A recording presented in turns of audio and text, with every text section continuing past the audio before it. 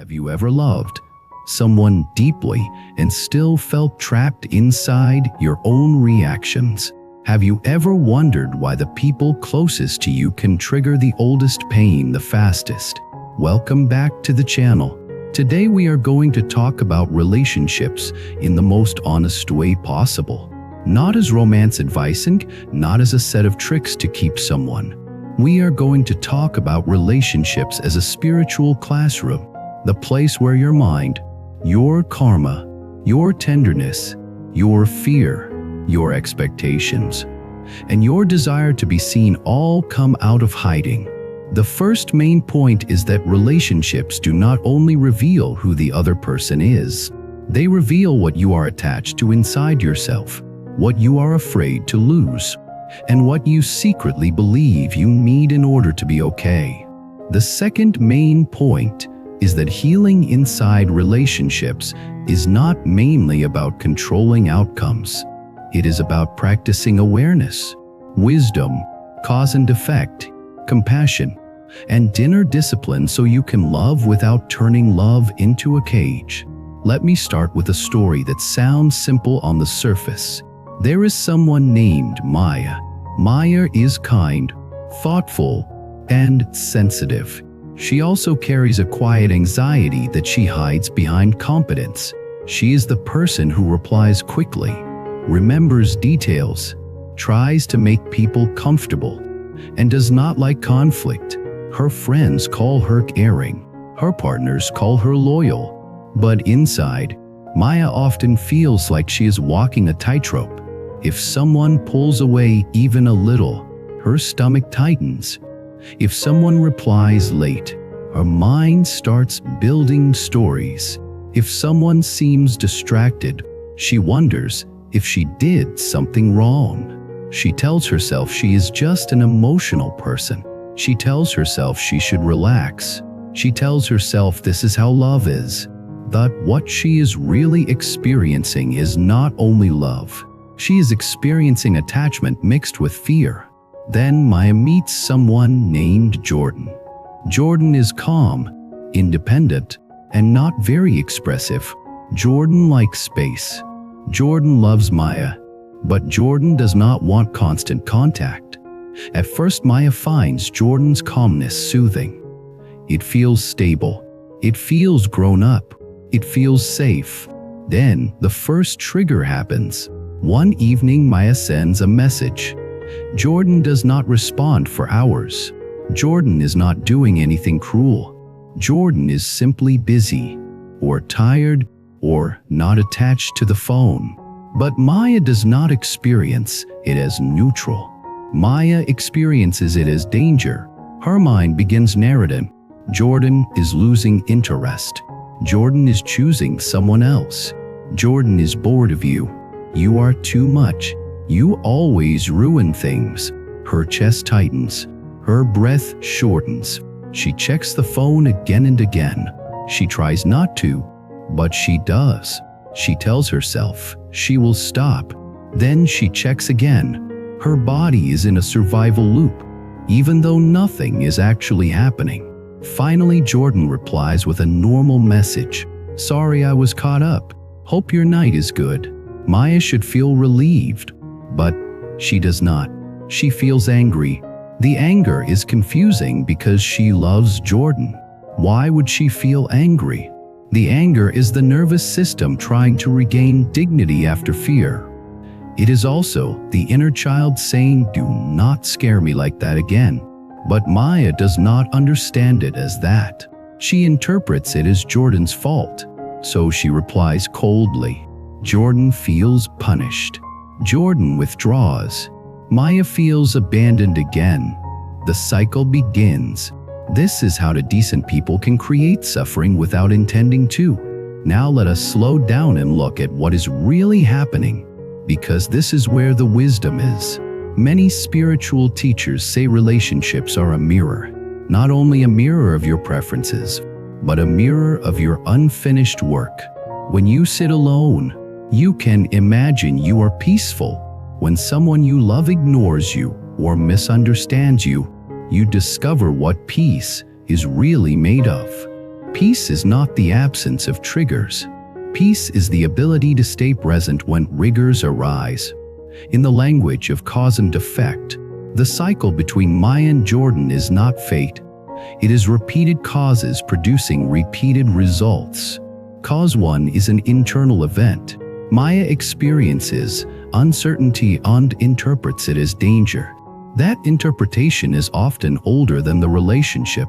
It may come from childhood, from past betrayals, from inconsistent love, from abandonment, from being shamed for needing comfort.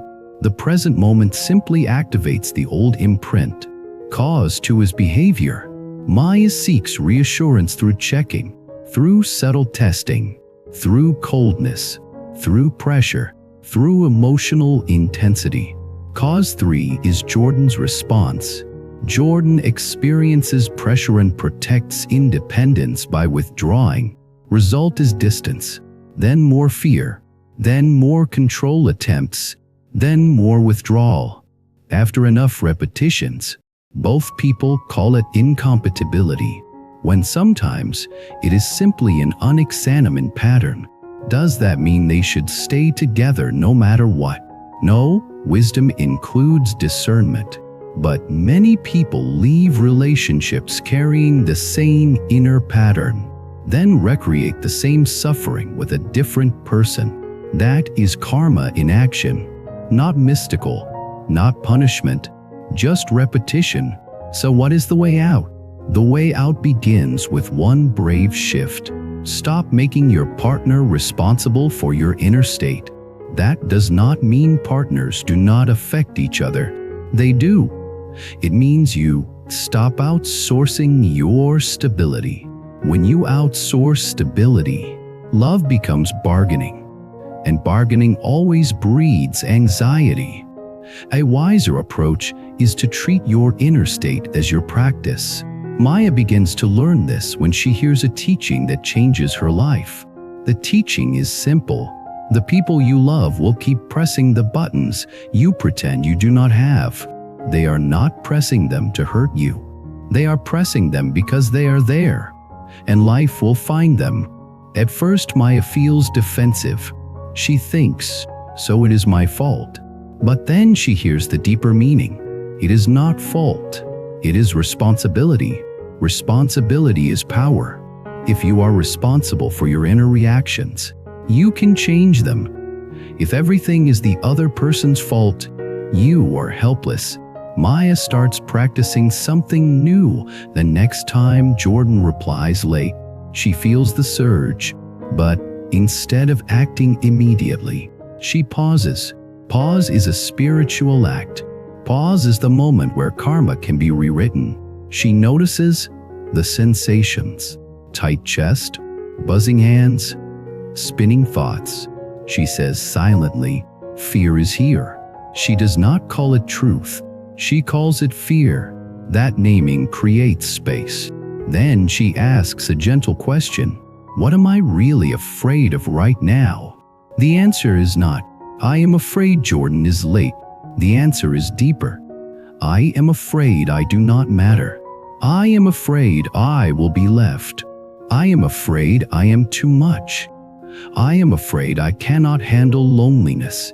I am afraid love will be taken away. When she sees the real fear, she can respond to it with compassion instead of with control. She places a hand on her chest. She breathes out slowly. She tells herself, I am here. I will not abandon you. This is not childish. This is nervous system care. If you can become a steady presence for your own fear, you stop demanding that others prove your worth every hour. Then she chooses one small wise action. She drinks water. She walks around the room. She sends a message to a friend. She does a short grounding practice. She does something that returns her to the present. Later, when Jordan replies, Maya is still a little activated, but she does not punish Jordan. She simply says, glad you are okay. My mind got a little anxious. I am practicing not spiraling. Jordan reads that and feels relief. Not because Jordan is now responsible for Maya, but because the communication is honest without being demanding. Honesty without demand is powerful. It invites closeness. Demand invites defensiveness. Now we need to talk about a crucial idea that many people miss. Attachment is not love. Attachment is the attempt to use love as a guarantee. Attachment says, "You must be a certain way so I can feel safe." Love says, "I care about your well-being, and I also respect your freedom." Love includes boundaries and truth. Attachment includes control and fear. Many people think if they let go of attachment, they will stop caring. The opposite often happens. When attachment softens, love becomes cleaner. You can see the person as they are, not as a tool for your stability. You can be close without grasping. You can be devoted without suffocating. This is a deep spiritual lesson because it touches the root of suffering. Suffering often comes from craving, the need for life to be certain, the need for people to behave exactly as we want, the need for the future to be secured. Relationships trigger craving because relationships are uncertain by nature. Another human being has their own mind, their own moods, their own history, their own path. You cannot fully control them, so relationships force you to confront the truth. Control is an illusion. When you accept that truth, you stop fighting reality. You start practicing with reality. Maya begins to see that her anxiety is partly a protest against uncertainty. She wants guarantees, but guarantees do not exist. So she shifts her goal. Instead of trying to guarantee Jordan's behavior, she tries to build her own capacity to handle uncertainty. Capacity is real. Capacity is something you can practice. Now let us bring Jordan into the inner work too. Because relationships are not a solo project, Jordan also has a pattern. Jordan learned early that closeness can become pressure. Maybe Jordan grew up in a family where emotions were heavy, where someone needed constant reassurance, where being close meant losing yourself. So Jordan associates intimacy with being trapped. When Maya becomes anxious, Jordan feels the old trap. Jordan withdraws, not to punish, but to breathe. Jordan starts practicing something too. Jordan learns to communicate space instead of disappearing. Jordan learns to say, "I care about you and I need a few hours to focus. I will message you later." That sentence is small but powerful. It gives Maya's nervous system a clear cue. It reduces the unknown. It is also respectful. It does not make Maya responsible for Jordan's emotions, but it keeps the relationship connected.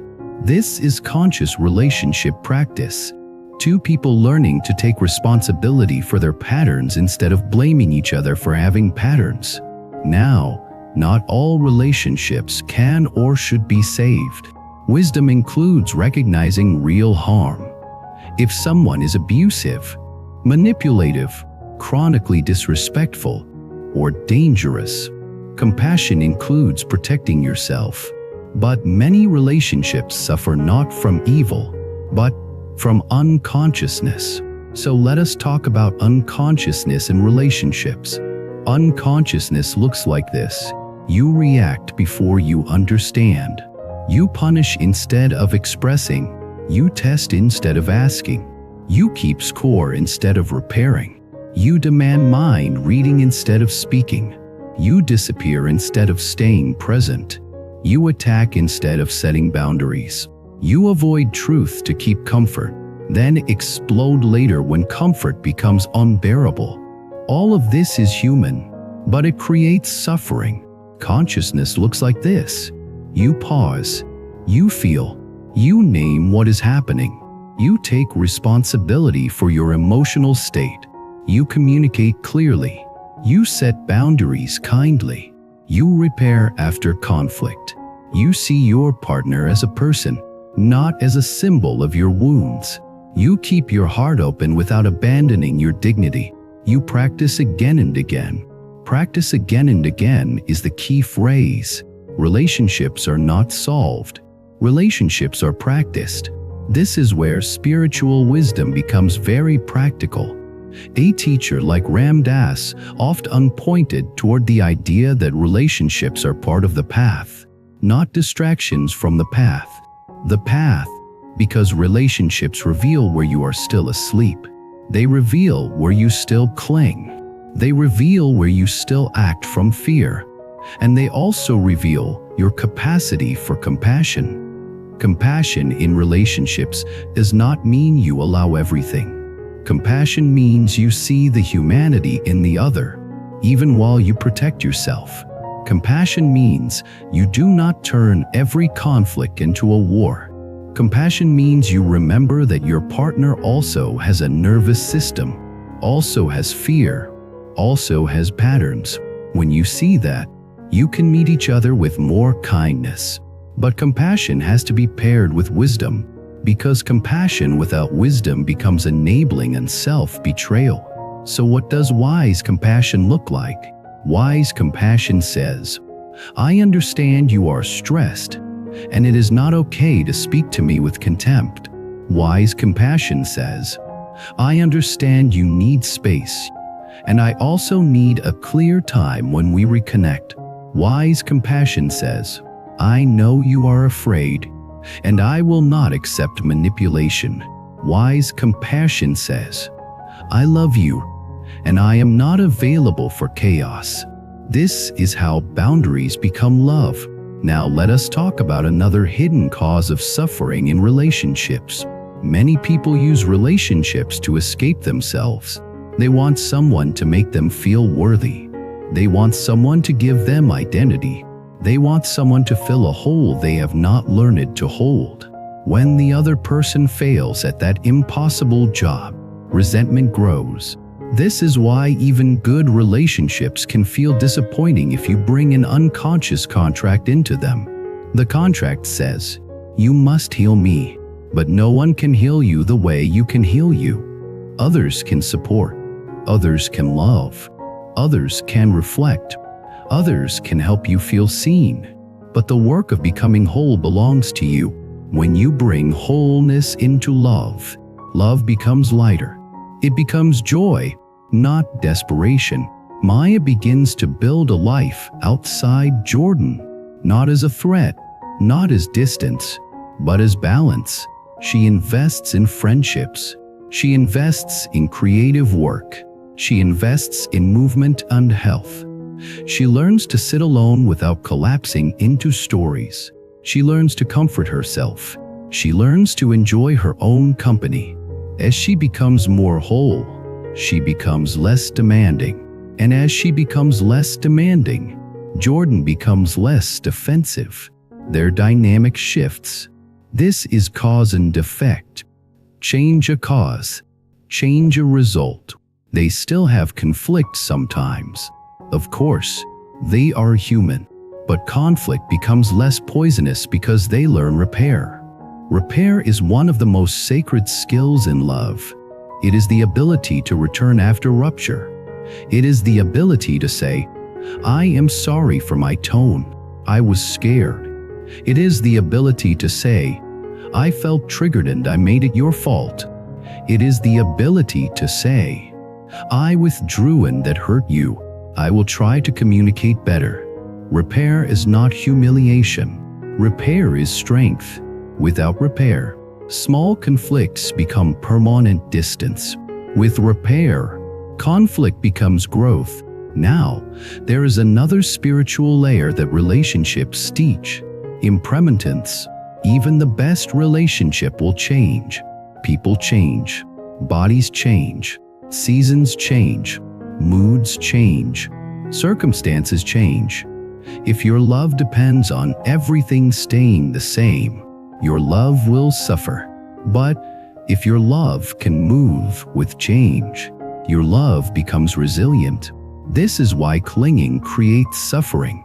Clinging demands that reality remain fixed. Reality refuses, so clinging loses again and again. The antidote is not detachment. The antidote is presence.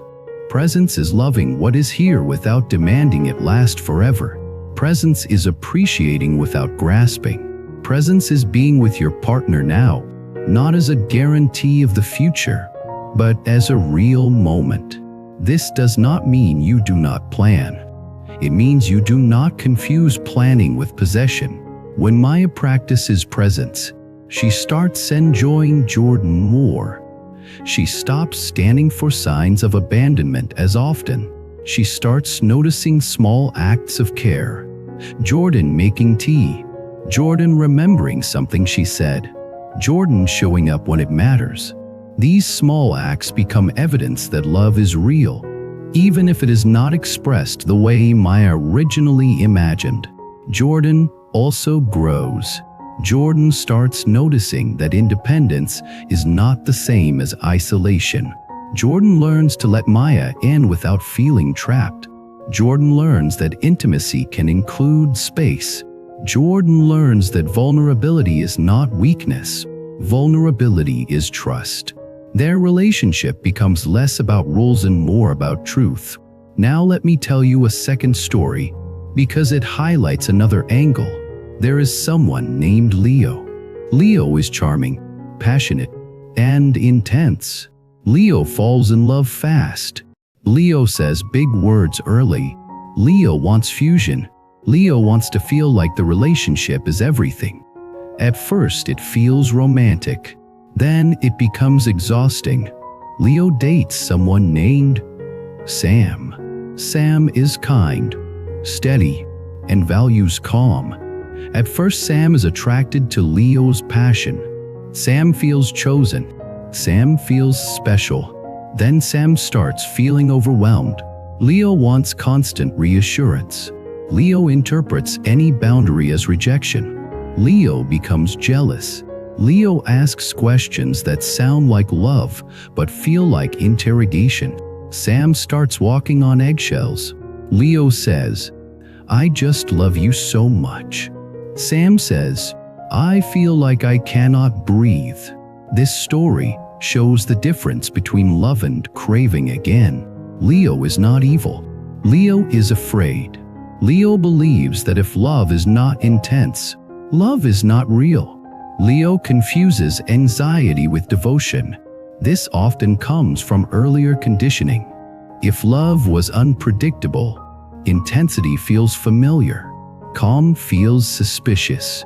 Leo's path is the same path Maya walked.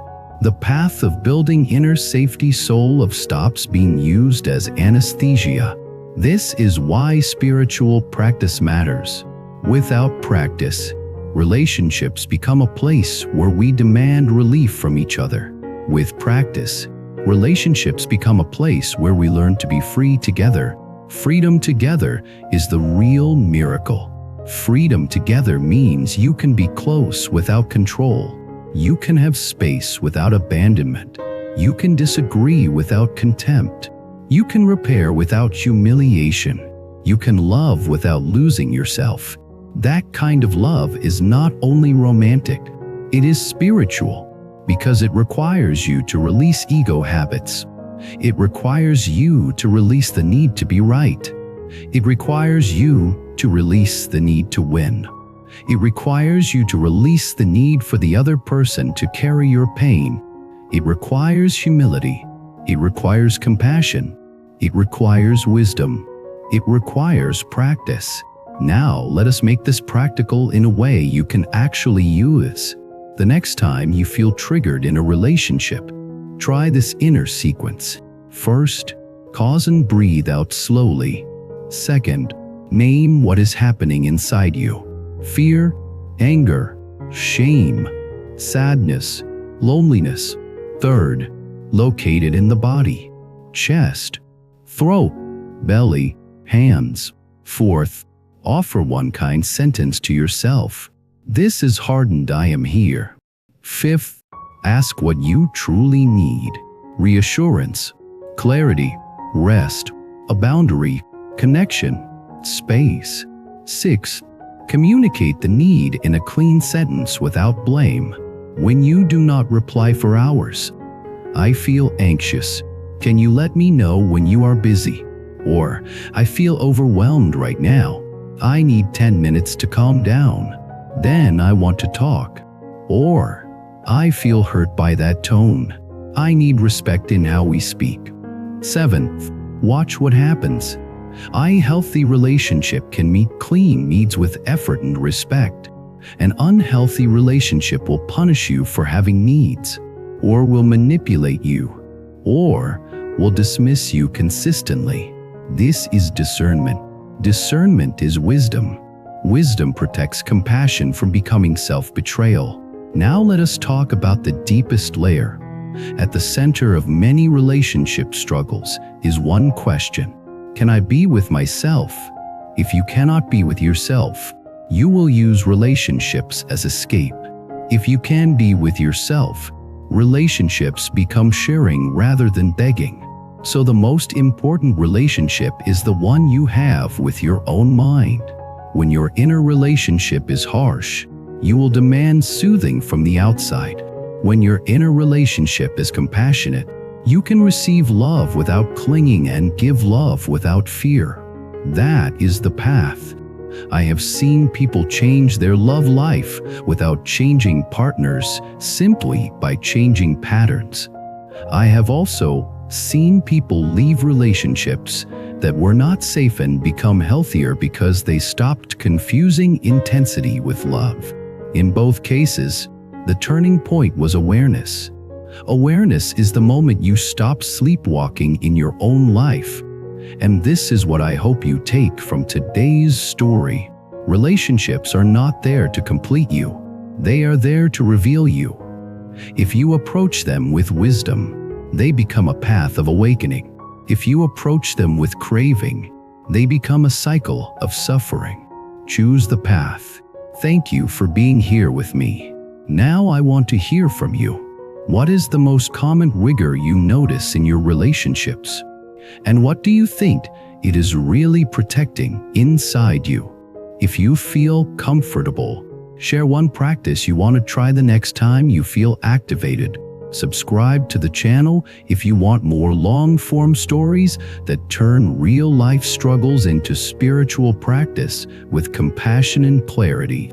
Like the video if it helped you see your own patterns with less shame and more wisdom. And if you want to support the channel and keep these deep conversations alive, you can join the membership and help this space continue.